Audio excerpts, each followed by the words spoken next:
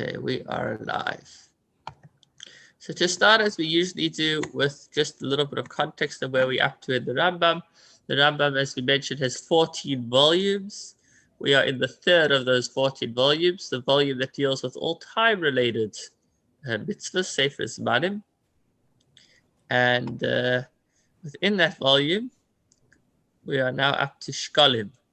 So we're almost done. We've gone through Shabbos and Erev and Yom Kippur and Yom Tov and Pesach and Sukkot, and now we're up to the special mitzvah of Shkalim, which had its specific time of the year, as we'll see in a moment when it was done. And then next will be sanctification of the new moon, fasts, and then Purim and Chanukah. So we are most of the way through. So let's take a look at the first chapter of the Rambam on the laws of Shkalim.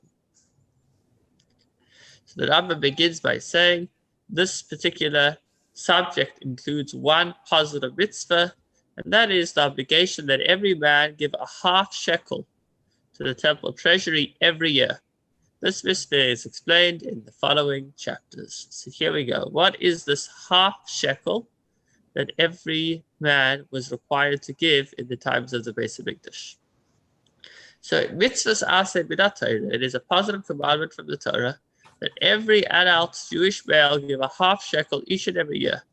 Even a poor man who derives his livelihood from charity is obligated to make this donation, meaning he should even borrow from others or sell the clothes he is wearing so that he can give a half shekel of silver. As the Torah says, the rich shall not give more, nor should the poor give less. The half shekel should not be given in several partial payments, today a portion, tomorrow a portion. Instead, it is to be given all at once. So this actually is, the Rebbe explains that this mitzvah that reminds us about how all of the Jewish people are equally important. The person might not think that, okay, under my current well-being or under my current financial situation, I'm more valuable or I'm less valuable to the society and to the community. Rather, this is an opportunity where every single Jew was able to feel how they are equally a part.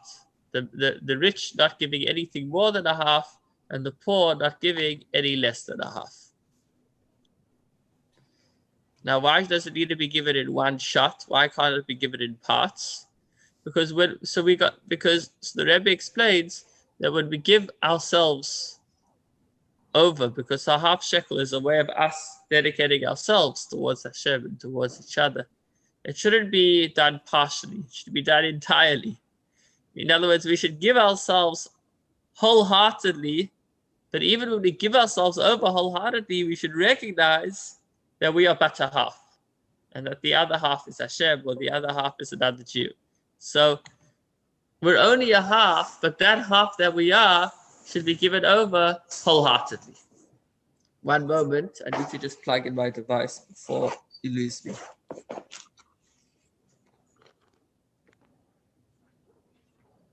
Apologies for the delay.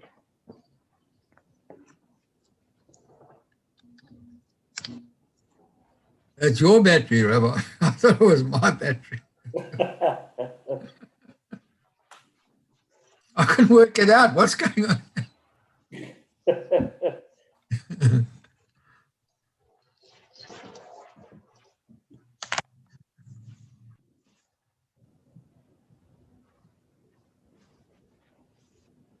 Okay. We are back in business. So we all got to give ourselves over wholeheartedly towards Hashem, but recognize that we're only a half. Okay, the sum of money mentioned in the Torah concerning fines that would be paid by a rapist, a seducer, a slanderer, or a slave killed by an ox, meaning the owner of the ox, or whenever the Torah speaks about fines. So a coin of equal value is always the same amount. It's the same currency. And what is it? In other words, what is this shekel that the Torah speaks about? It's not by what's on the stock exchange or what's on the today, but rather it is actual silver to the weight of 320 barley corns. So it's quite amazing how there's a currency that's quite definitive, even a few thousand years down the line. If you go outside and you take your barley and you weigh up 320 kernels of silver, that's the value of a biblical shekel. Now the sages increased its value and made it equal to a coin called a seller, which was prevalent during the Second Temple. And how much was a seller? The seller was 384 average size barley corns of pure silver. So according to the Torah, a shekel is the weight of 320 barley corns of pure silver. He says at the bottom over here, according to the figures he gives, in modern measures, a shekel of the Torah is 16 grams of pure silver. And this would be approximately 20 grams. So a shekel from the Torah is approximately 20 grams. Now, a seller, if you wanted to break it down, so once we're talking about money, the Rambam is going to give us a bit of a rundown of the different amounts as they are discussed throughout the different sections of the Torah. So the Rambam says a shekel is a little bit less than a seller, but the rabbis just upped its value by a certain percentage, so it would be the same as a seller. Now, a seller is made up of 4 dinarim. So a dinar would obviously be approximately 5 grams of pure silver. A dinar is 6 ma'ah, so it means that a ma'ah would be a little bit less than 1 gram of silver. And the ma'ah had a second name, which was a geira, in the times of Moshe Rabbeinu, in the times of Moses. Okay, it gets even smaller. A ma'ah, which we're saying is a little bit less than 1 gram of silver, is 2 pidyonim. So a pidyon, I guess, would be approximately a fourth of a gram. I guess, what would that? 400 milligrams. And a pidyon is equal to 2 isodin. So now we're down to about 200 milligrams of pure silver. A pruta is worth 1/8 of an isser.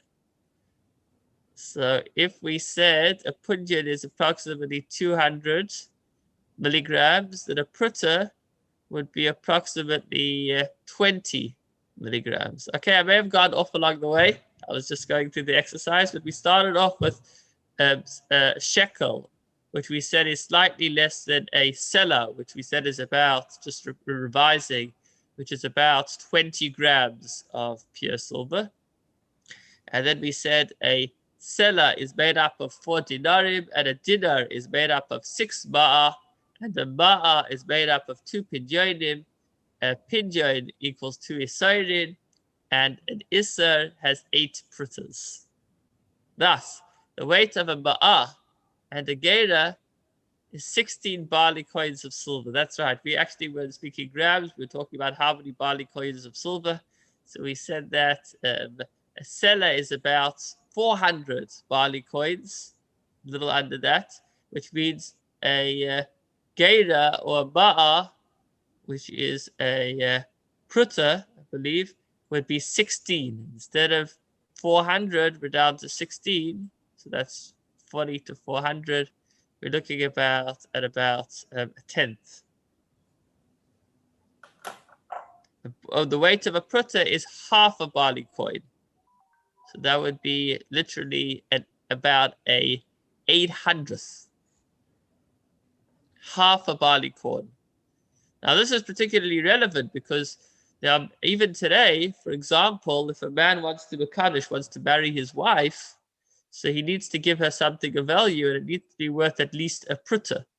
So practically speaking, a pruta today has a specific value, which we're saying is the weight of half a barley corn, which is probably, I don't know if it's a rand or two, or I don't trade silver, but we're talking about half a barley corn of silver. It's a really small amount. It's probably a rand or a couple of cents. Okay, now why is he telling us all of this? We'll see in a moment. At that time, there was also another coin that was worth 2 salaim, and it was called a dar coin.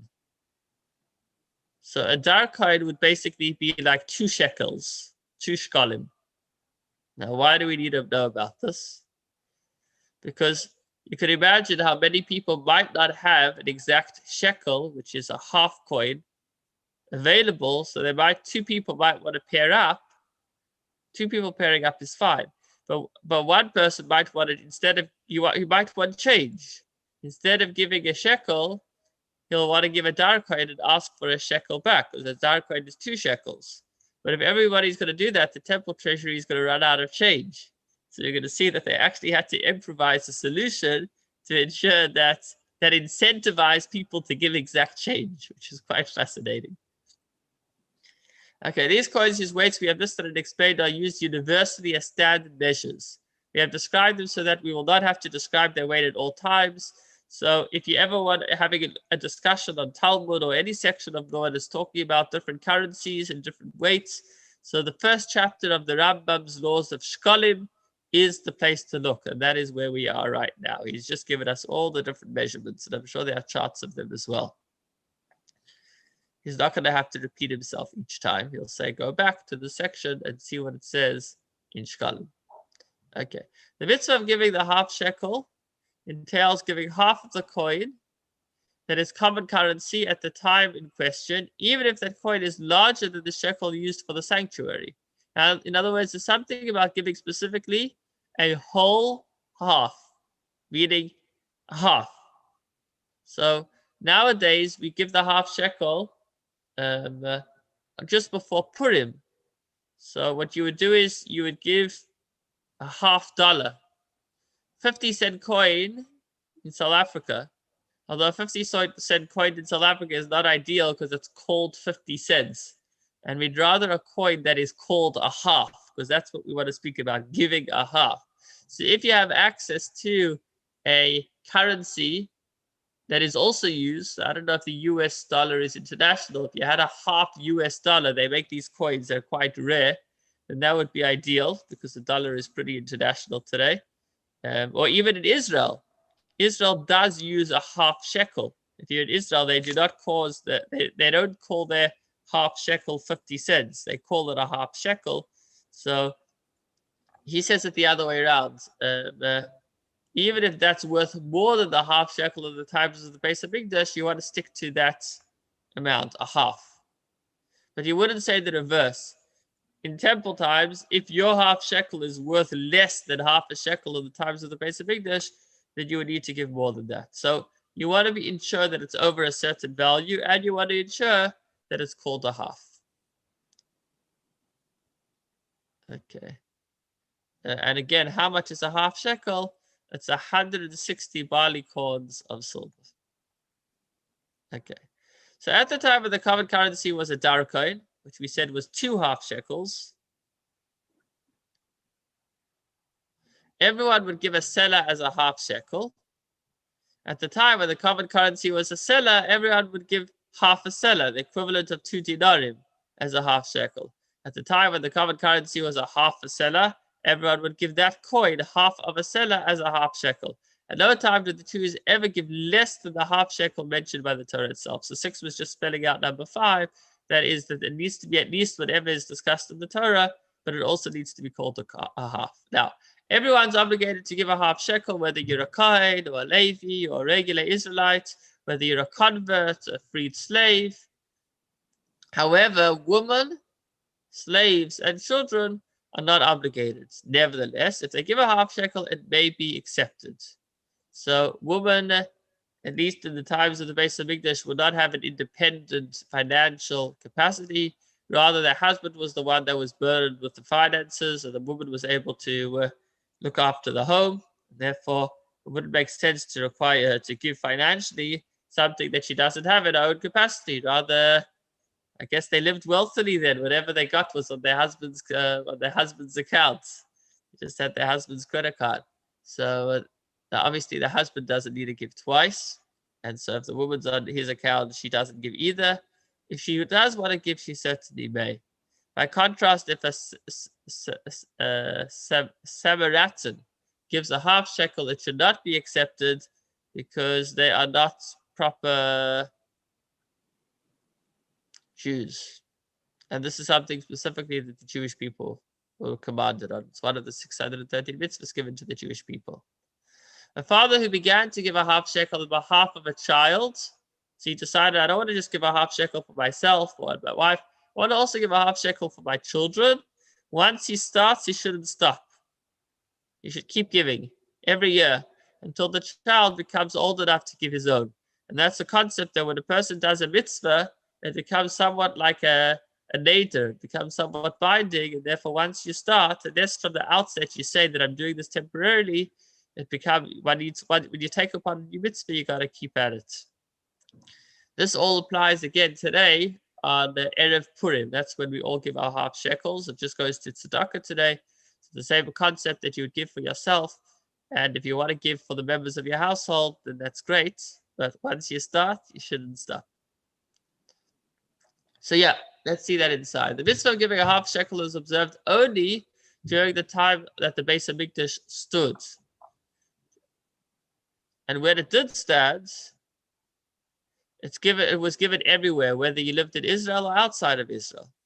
However, once the Beis Hamikdash has been destroyed, even in Israel, there is no longer an obligation to give the half shekel. On the 1st of Adar, when would this half shekel be given? So on the 1st of Adar, the court would announce the collection of the half shkalim so that every single individual would prepare his half shekel and be ready to give it. So just to clarify again, nowadays there's no obligation to give it, but there is still a custom to give it just before Purim, which is in the month of Adar.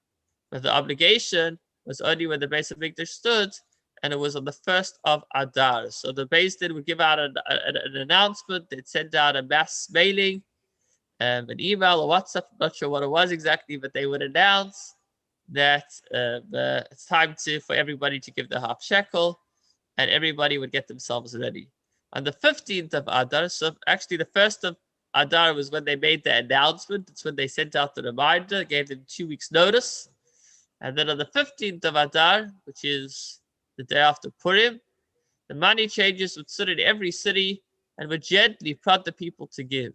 If people gave then, they would accept it. If someone did not give, they would not compel him to give. It's still early. So the official time is the 15th of Adar. Everybody's got to their 2 weeks notice.